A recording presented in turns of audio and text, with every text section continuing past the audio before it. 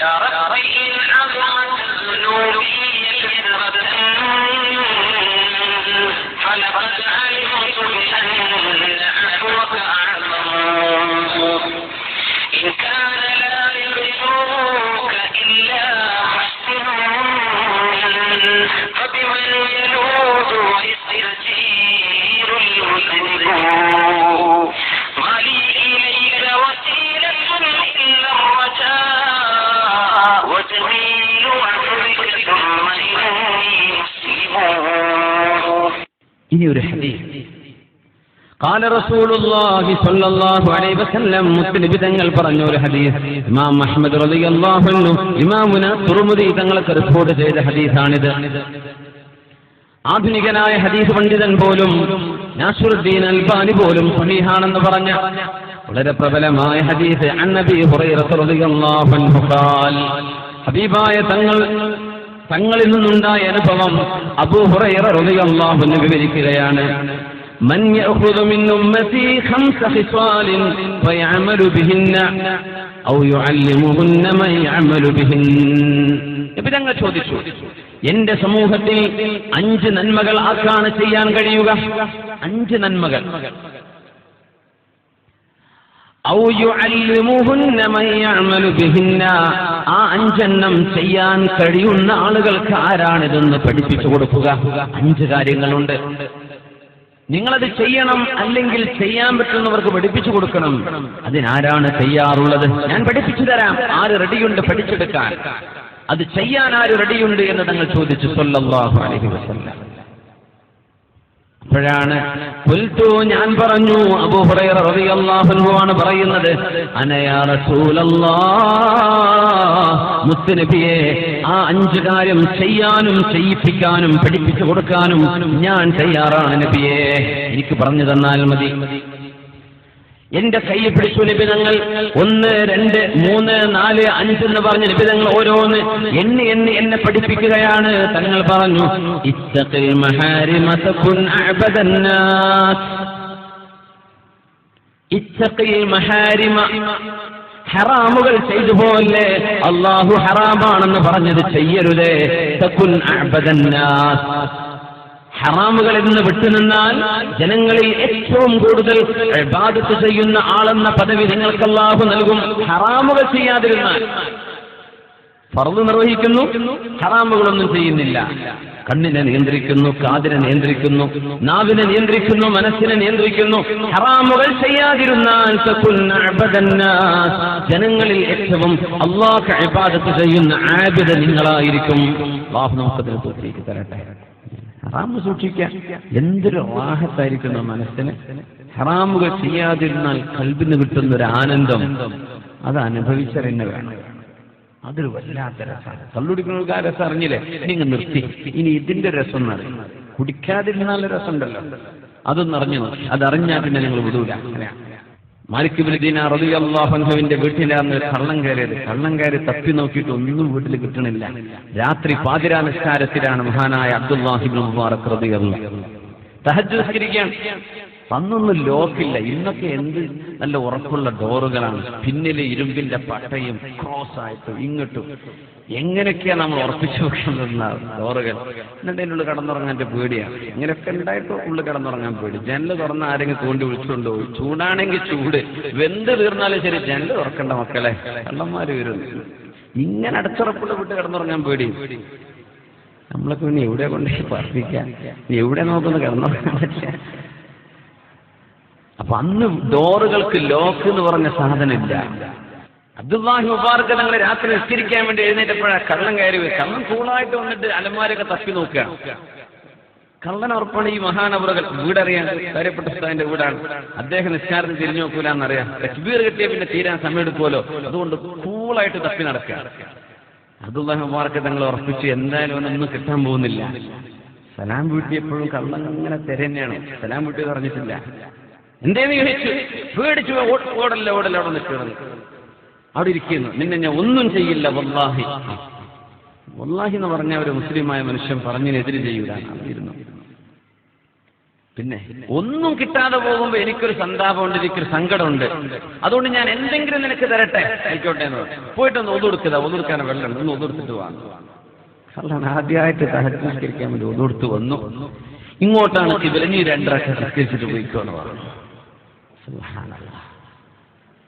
കള്ളൻ 2 റക്അത്ത് നിസ്കരിച്ചു കഴിഞ്ഞപ്പോൾ ചോദിച്ചു, അല്ല ഞാനൊരു 2 റക്അത്തും കൂടെ എക്സ്ട്രാ നിസ്കരിച്ചോട്ടെ? ആ നിസ്കരിച്ചു. 2 റക്അത്തും കൂടെ, ഒരു 2 റക്അത്തും കൂടെ നിസ്കരിച്ചു. സുബഹി വരെ നിസ്കരിച്ചു. എന്നിട്ട് പറഞ്ഞു, ഇമാം ഇതിന്റെ രസം അറിഞ്ഞപ്പോൾ എനിക്ക് നിർത്താൻ തോന്നുന്നില്ല. കള്ളൻ മോഷ്ടിക്കാൻ വന്നു, കള്ളനെ ഇമാം അവറുകൾ മോഷ്ടിച്ചു എന്ന ചരിത്രം ഈ സംഭവത്തിന് ടൈറ്റിൽ കൊടുത്തത്. കള്ളനെ മോഷ്ടിച്ചു അബ്ദുല്ലാഹി മുബാറക് റളിയല്ലാഹു അൻഹു എന്ന് പറഞ്ഞാൽ അവനെ നന്നാക്കി വിട്ടു. എന്നിട്ട് പിന്നെ അവന്റെ കൂടെയുള്ള ജൂനിയർ കള്ളന്മാരെടുത്ത് പോയിട്ട് പറയാണ്, പൊന്നാര കള്ളന്മാർ, ഒരു കാര്യം പറയട്ടെ, നമ്മൾ ഈ ചെയ്യുന്നതിനേക്കാളൊക്കെ രസമുള്ളൊരു പണി ഞാൻ കണ്ടുപിടിച്ചു, ഇനി ഞാൻ ഈ പണിക്കില്ല. അങ്ങനെ ഫകാന ആബിദ, നല്ലൊരു ആബിദായി മാറി ആ കള്ളനെന്ന് മഹാനായ അബ്ദുല്ലാഹി മുബാറക് റളിയല്ലാഹു അൻഹുവിന്റെ ചരിത്രത്തിൽ കാണാൻ കഴിയും. ഓരോന്നിനൊരു രസമുണ്ട്. തകുൻ അഅബദന്നാസ് ഇത്തഖിൽ മഹാരിമ, ഹറാമുകളൊക്കെ ഒന്ന് നിർത്തിവെച്ചു നോക്കൂ.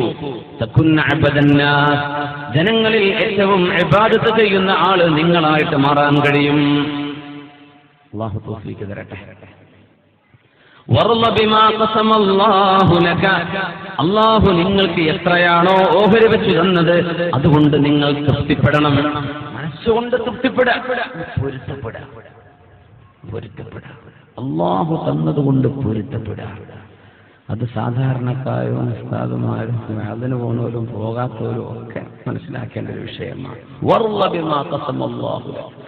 അല്ലാഹു എന്താണോ വീതിച്ചു തന്നത്, അൽഹംദുലില്ലാഹി യാ റബ്ബ്, അല്ലാഹുവേ നിനക്ക് സ്തുതി റബ്ബേ, എനിക്ക് പൊരുത്തമാണ്.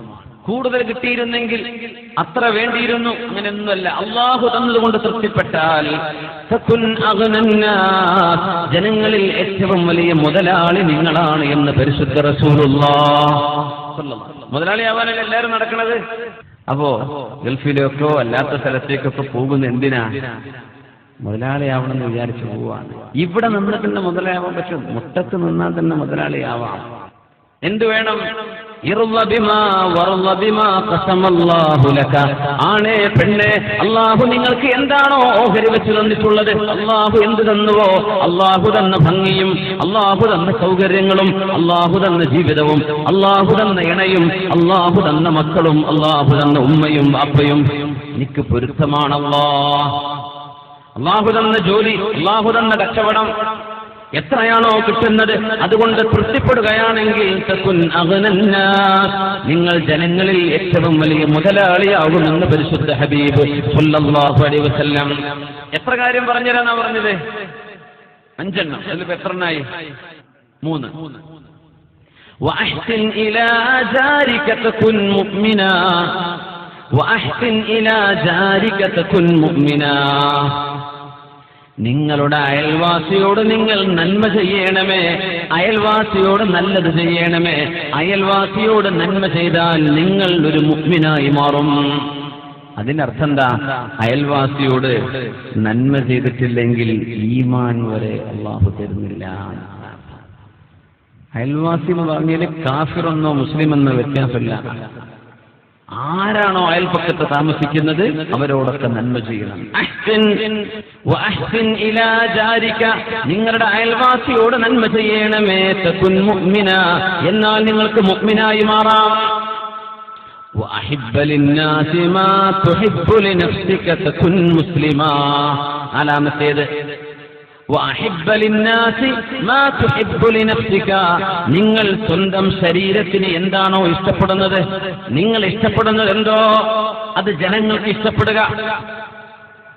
നിങ്ങൾ ഇഷ്ടപ്പെടുന്നത് ജനങ്ങൾക്ക് ഇഷ്ടപ്പെടുക എന്ത് പറഞ്ഞാൽ എന്താണ് അതിനർത്ഥം?